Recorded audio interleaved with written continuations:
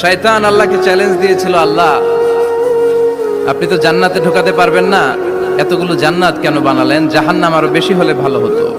আল্লাহ বললেন কেন? শয়তান বলে, আল্লাহ এই সবগুলারে আমি ওয়াসওয়াসা দিয়ে মুনাফিক বানিয়ে নাস্তিক বানিয়ে জাহান্নামে ঢুকাবো।